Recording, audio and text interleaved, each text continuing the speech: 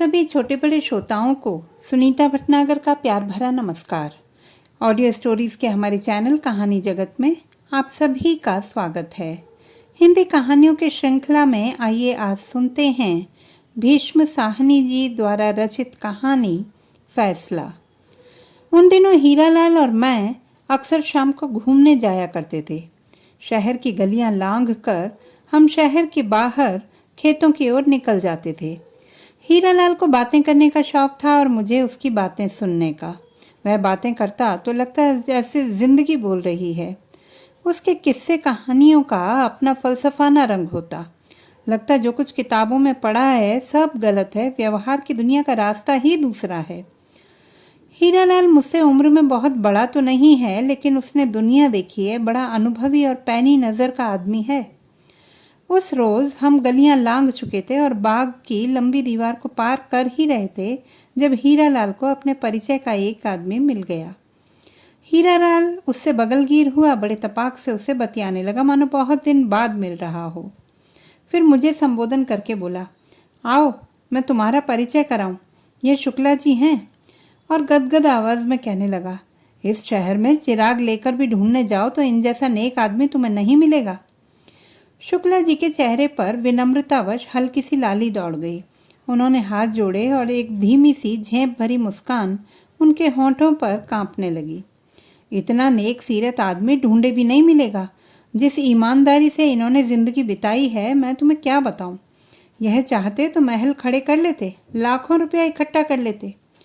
शुक्ला जी और ज़्यादा झेंपने लगे। तभी मेरी नज़र उनके कपड़ों पर गई।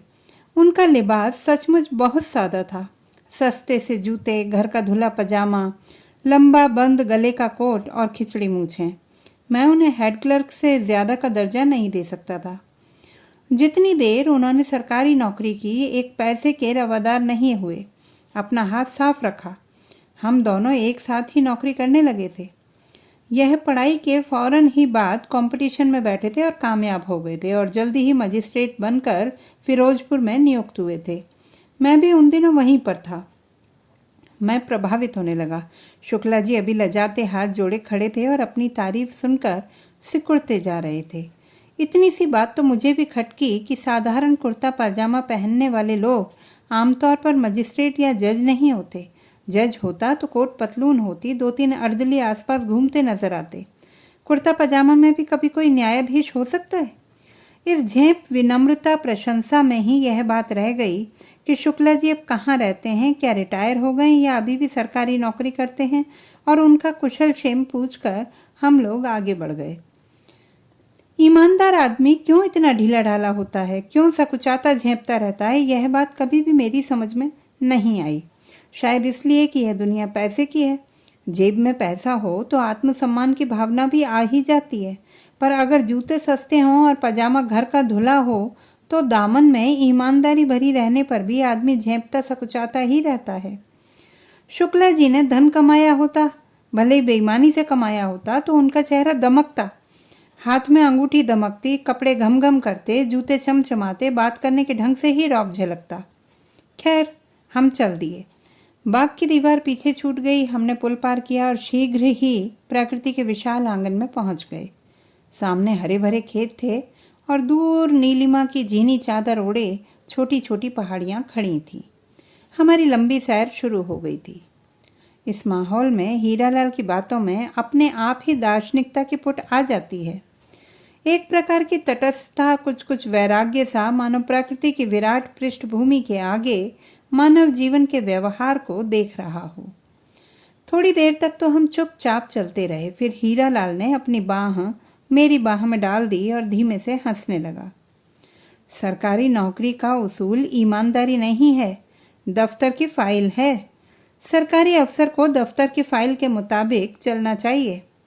हीरालाल मानो अपने आप से बातें कर रहा था।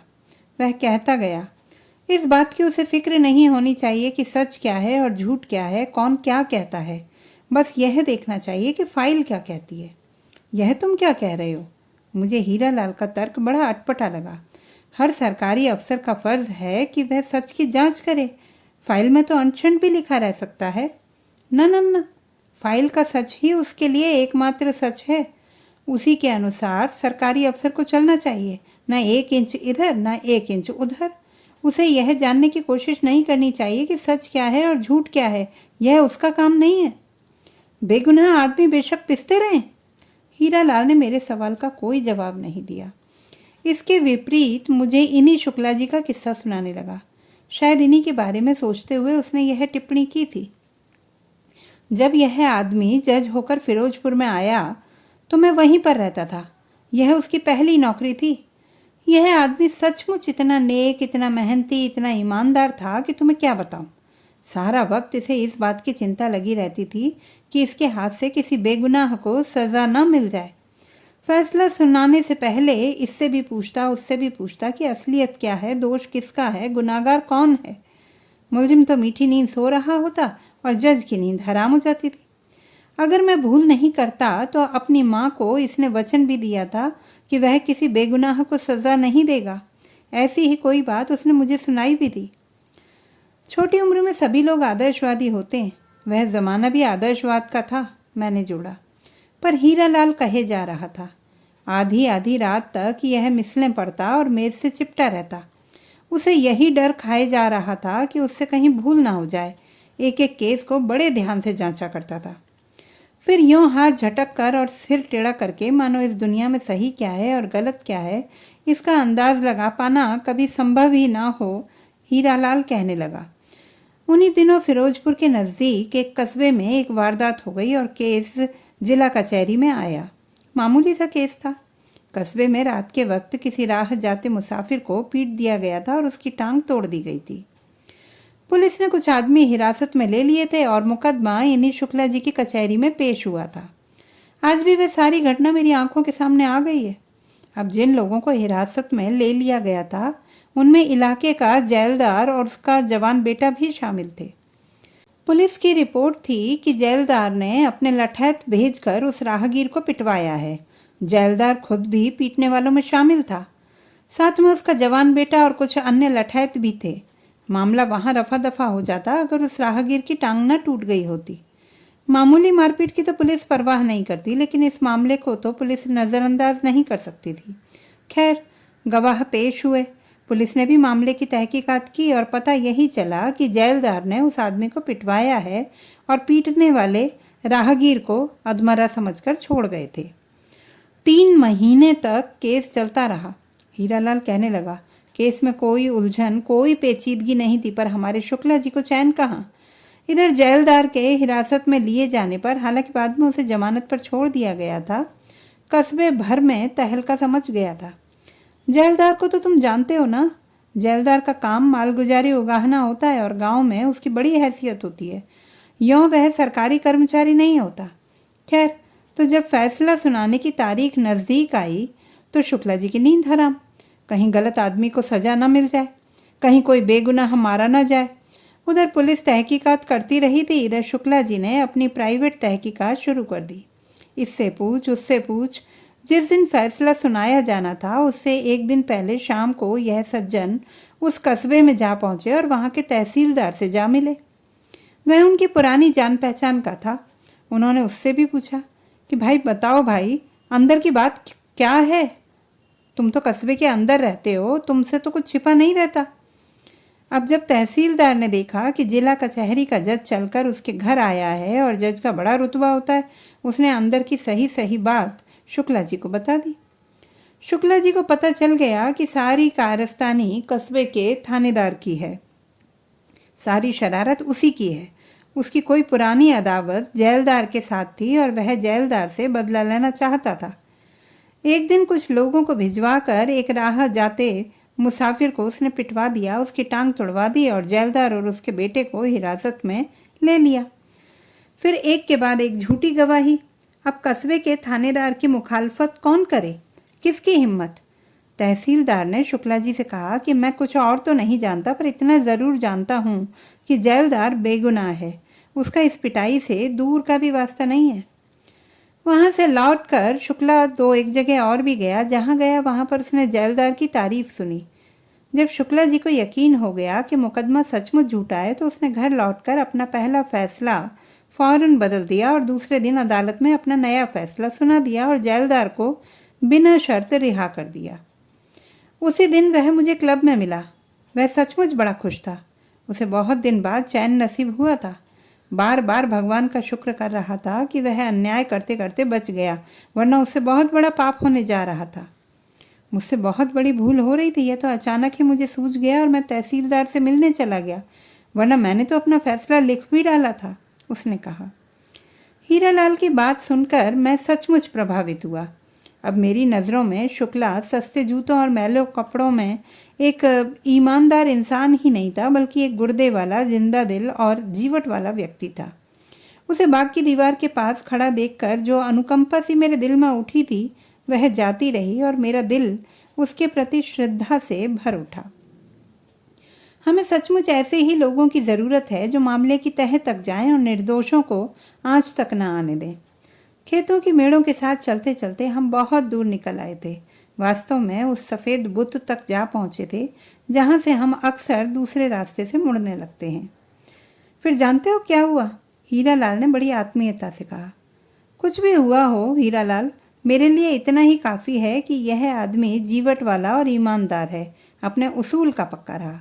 सुनो सुनो, एक उसूल ज़मीर का होता है तो दूसरा फाइल का। हीरालाल ने दानिशमंदों की तरह सिर हिलाया और बोला, आगे सुनो। फैसला सुनाने की देर थी कि थानेदार तो तड़प उठा। उसे तो जैसे सांप ने डस लिया हो।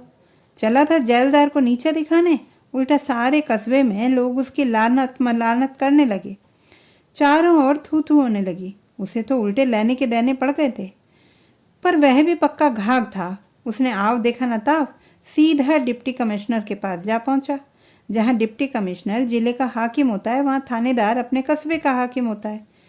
डिप्टी कमिश्नर से मिलते ही उसने हाथ बांध लिए कि हुजूर, मेरी इस इलाके से तब्दीली कर दी जाए। डिप्टी कमिश्नर ने कारण पूछा तो बोला, हुजूर, इस इलाके को काबू में रखना बड़ा मुश्किल काम है। यहाँ चोर डकैत बहुत हैं, बड़ी मुश्किल से काबू में रखे हुए हूँ। मगर हुजूर, जहाँ जिले का जज ही रिश्वत लेकर शरारती लोगों को रिहा करने लगे, वहाँ मेरी कौन सुनेगा?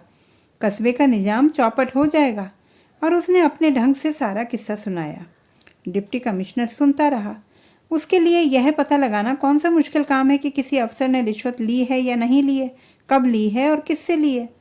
थानेदार ने साथ में यह भी जोड़ दिया कि फैसला सुनाने के एक दिन पहले जज साहब हमारे कस्बे में भी तशरीफ़ लाए थे। डिप्टी कमिश्नर ने बड़ा सोच विचार कर कहा कि अच्छी बात है, हम मिसल देखेंगे, तो मुकदमे की फ़ाइल को मेरे पास भिजवा दो। थानेदार की बाँछें खिल गईं। वह चाहता ही यही था। उसने झट से फिर हाथ बांध दिए कि हुजूर, एक और अर्ज है। मिसल पढ़ने के बाद अगर आप मुनासिब समझें तो इस मुकदमे की हाई कोर्ट में अपील करने की इजाज़त दी जाए। आखिर वही हुआ जिसकी उम्मीद थी। डिप्टी कमिश्नर ने मुकदमे की मिसल मंगवा ली।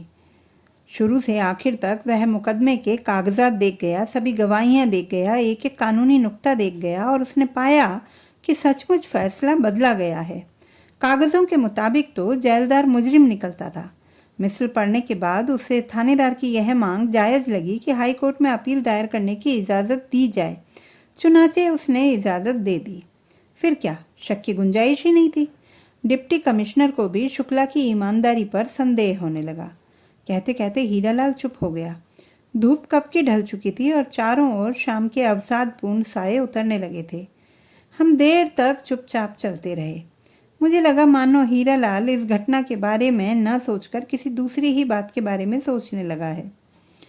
ऐसे चलती है व्यवहार की दुनिया, वह कहने लगा। मामला हाई कोर्ट में पेश हुआ और हाई कोर्ट ने जिला अदालत के फैसले को रद्द कर दिया। जेलदार को फिर से पकड़ लिया गया और उसे 3 साल की कड़ी कैद की सज़ा मिल गई। हाई कोर्ट ने अपने फैसले में शुक्ला पर लापरवाही का दोष लगाया और उसकी न्यायप्रियता पर भी संदेह प्रकट किया। इस एक मुकदमे से ही शुक्ला का दिल टूट गया। उसका मन ऐसा खट्टा हुआ कि उसने ज़िले से तब्दीली करवाने की दरख्वास्त दे दी और सच मानो उस एक फैसले के कारण ही वह ज़िले भर में बदनाम भी होने लगा था। सभी कहने लगे रिश्वत लेता है। बस इसके बाद 5-6 साल तक वह उसी महकमे में घिसटता रहा। उसका प्रमोशन रुका रहा। इसीलिए कहते हैं कि सरकारी अफसर को फाइल का दामन कभी भी नहीं छोड़ना चाहिए। जो फाइल कहे वही सच है, बाकी सब झूठ है। अंधेरा घेर आया था और हम अंधेरे में ही धीमे धीमे शहर की ओर लौटने लगे थे। मैं समझ सकता हूँ कि शुक्ला के दिल पर क्या बीती होगी और वह कितना हतबुद्धि और परेशान रहा होगा। वह जो न्यायप्रियता का वचन अपनी माँ को देकर आया था, फिर क्या हुआ? जजी छोड़कर शुक्ला जी कहाँ गए? अध्यापक बन गया और क्या, एक कॉलेज में दर्शन शास्त्र पढ़ाने लगा। सिद्धांतों और आदर्शों की दुनिया में ही एक ईमानदार आदमी इत्मीनान से रह सकता है। बड़ा कामयाब अध्यापक बना। ईमानदारी का दामन इसने अभी भी नहीं छोड़ा है। इसने बहुत सी किताबें भी लिखी हैं, बढ़िया से बढ़िया किताबें लिखता है, पर व्यवहार की दुनिया से दूर, बहुत दूर। तो दोस्तों, ये थी हमारी आज की कहानी। आपको कैसी लगी कमेंट बॉक्स में लिखना ना भूलें। चैनल को सब्सक्राइब करें, लाइक करें और मित्रों के साथ शेयर करें।